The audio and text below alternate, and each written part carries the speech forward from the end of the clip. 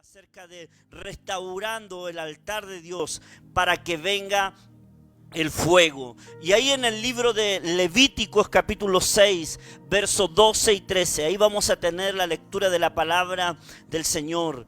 Levítico capítulo 6, versos 12 y 13. Y dice así esta palabra en el nombre de Jesús. Y el fuego encendido sobre el altar no se apagará, sino que el sacerdote pondrá en él leña cada mañana y acomodará el holocausto sobre él y quemará sobre él la grosura de los sacrificios de paz. El fuego arderá continuamente en el altar, no se apagará. Aleluya, aleluya.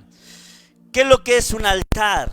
Para que entendamos esto, el altar era un montículo de piedras, ¿ya? O una construcción elevada, donde se colocaban los sacrificios o las ofrendas para el Señor.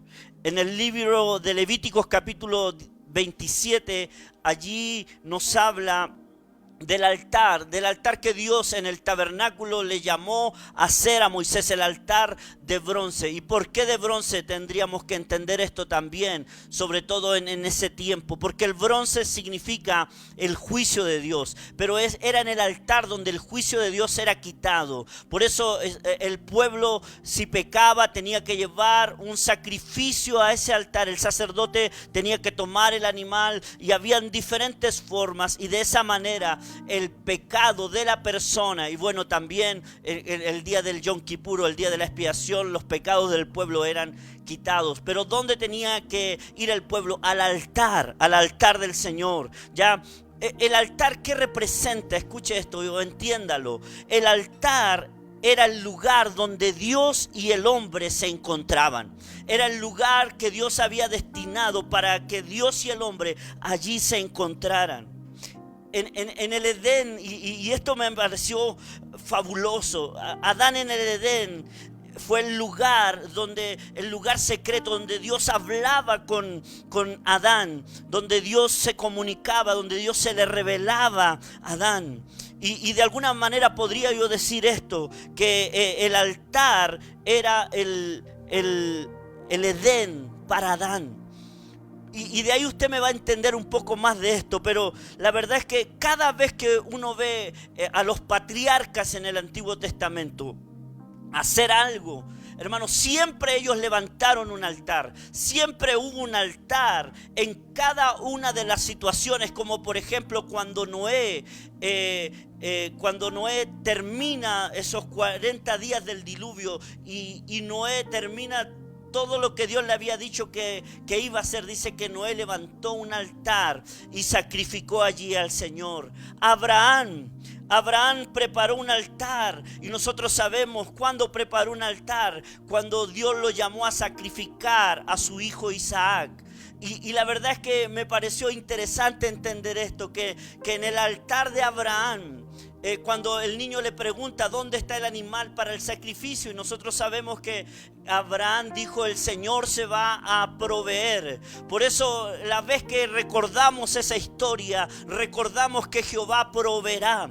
Lo mismo cuando Jacob levantó un altar para el Señor en Génesis 35, cuando ellos habían hecho lo malo y Dios lo llama a que vaya a Betel, a donde él un día se le había revelado. ¿Se recuerdan cuando Jacob iba arrancando de Esaú y saliendo de su casa a la tierra de su tío Labán? Y dice que camino a la tierra de su tío, él pasa por un lugar que conocemos como Betel, y es allí donde Jacob tiene el encuentro o tiene esta experiencia con Dios, con los ángeles que suben y bajan, con la escalera que va hacia el cielo, y donde Dios le ratifica el pacto a Jacob, y después cuando él vuelve, Dios lo invita a volver a Betel, y allí en Betel levantar un altar, porque Dios de alguna manera quería que él recordara que ese era el lugar del encuentro. Por eso cuando hablamos del altar, es el lugar donde el hombre se encuentra con Dios. Moisés, después de haber derrotado a Amalek, Éxodo 17:15, dice que él también levantó un altar altar de agradecimiento. Y ese altar se llamó Nisi. Y nosotros sabemos qué significa Nisi. Jehová es nuestra bandera, Jehová es nuestra victoria. Así como Josué también agradeció al Señor después de haber derrotado a los de Jai, dice que él también levantó un altar. Gedeón también, cuando los amalecitas estaban oprimiendo a los israelitas, y Dios se le aparece a Gedeón, y es a través de un altar donde Gedeón sacrifica esos animales, y de alguna manera allí este hombre se encuentra con Dios, y este hombre recibe las instrucciones de Dios, recibe el llamado de Dios. Y así yo podría hablar de muchos altares que encontramos en el Antiguo Testamento. Ya ahora, en el tiempo presente, ¿qué es lo que es el altar? El altar tiene que ver con nuestro corazón, tiene que ver con nuestra relación con Dios. Nosotros somos el altar donde Dios se manifiesta. Es en nuestras vidas donde Dios quiere venir y manifestarse. Ya, la relación constante con Dios que debe de mantener todo cristiano. En la Biblia encontramos el relato donde nos habla también de una experiencia de un hombre como Elías, que vio que el pueblo estaba en una situación de idolatría, donde él se dio cuenta que el pueblo estaba en una situación de letargo espiritual, dormidos, y de alguna manera ellos estaban con muchas cosas que a Dios le desagradaban. Y la verdad es que en esa historia, que es una de las historias que más nosotros a veces leemos, que cuando el altar Él lo repara. Pero mire, antes de ir a eso, porque quiero hablar de esto, de que esa experiencia del altar arruinado, del altar destruido, tiene que ver mucho con nosotros en estos días, ¿ya? Por eso, pero mire, el apóstol recién nos hablaba de que presentemos nuestros cuerpos en sacrificio vivo. Y eso es lo que yo estoy diciendo, porque el altar, ¿cuál es el altar ahora? El altar en nuestro corazón. El altar, hermanos y amigos, tiene que ver con nosotros. Nosotros somos el altar, nosotros somos los sacrificios. Por eso cuando Hebreos habla del propio sacrificio de alabanza que debemos de presentar, el sacrificio hoy no son los animales, somos nosotros mismos que tenemos que colocarnos delante del Señor. Ahora, en la historia del Antiguo Testamento, allí de Reyes, Primera de Reyes capítulo 18, cuando vemos al pueblo de Israel que se había olvidado de Dios, que había abandonado al Señor y había ido tras otros dioses, tras otros ídolos. Y lo que vemos aquí en esta historia que nos lleva a entender un poco más esto del altar. Dice que el altar, cuando Elías va y convoca al pueblo a volverse al Señor, porque nosotros sabemos que Acab y Jezabel Acab había permitido que Jezabel llevara a la nación de Israel a la idolatría, la llevara a servir a otros dioses. De hecho, era impresionante ver en el país, hermanos, en la nación y en el mismo lugar donde Elías después convoca el sacrificio, ver a 450 profetas de Baal y a 450 profetas de Acera, 900 sacerdotes paganos, hermanos, en medio del pueblo. Y uno se pregunta cómo, qué es lo que los llevó a ellos a equivocarse tanto, y justamente a la confusión, a lo mejor el no entender bien quién era Dios, el no comprender la grandeza de Dios, y de alguna manera el temor de ellos se había apartado con respecto al Señor.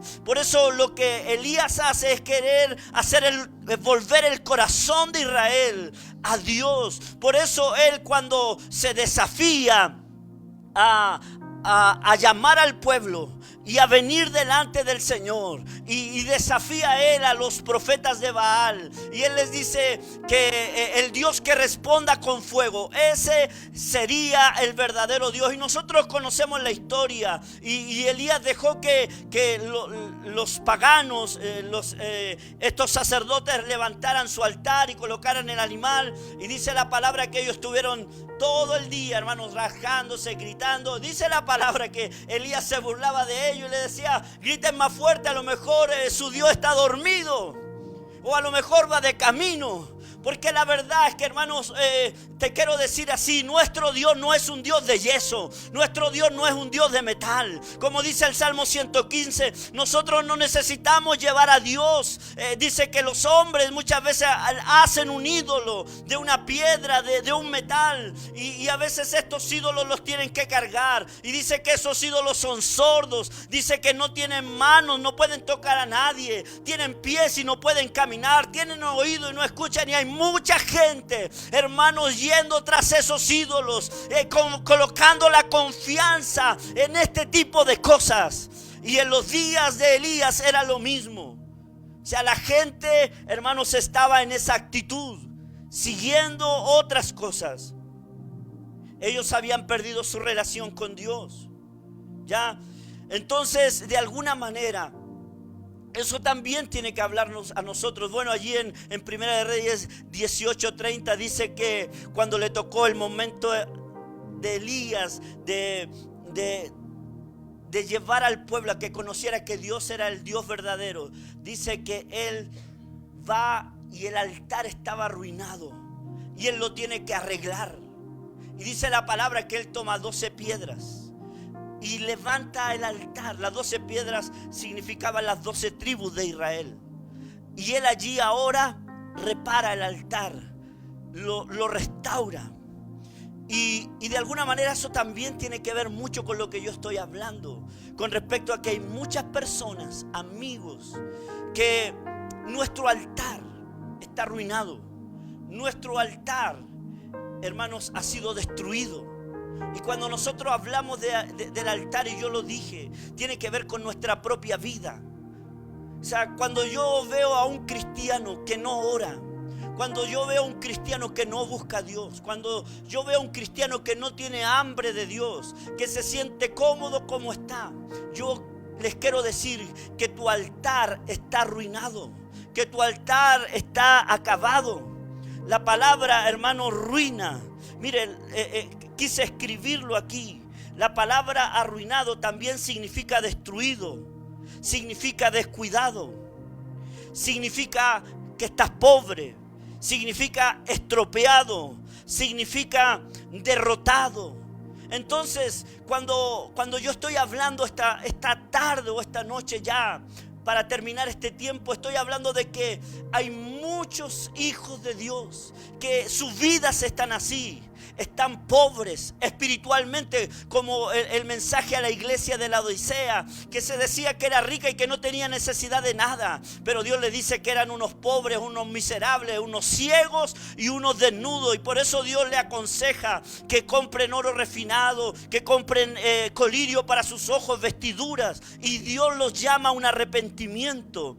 Es lo mismo que está haciendo Elías en sus días, llamando a los hijos de Israel a volverse a Dios. Y mire, escuche esto. La palabra ruina, ¿qué es lo que trae una ruina en el ámbito natural? Las guerras, los desastres naturales. O sea, pueden destruir una ciudad, pueden destruir una nación. O sea, esta pandemia está matando a miles y a miles de personas. O sea, estamos en un desastre.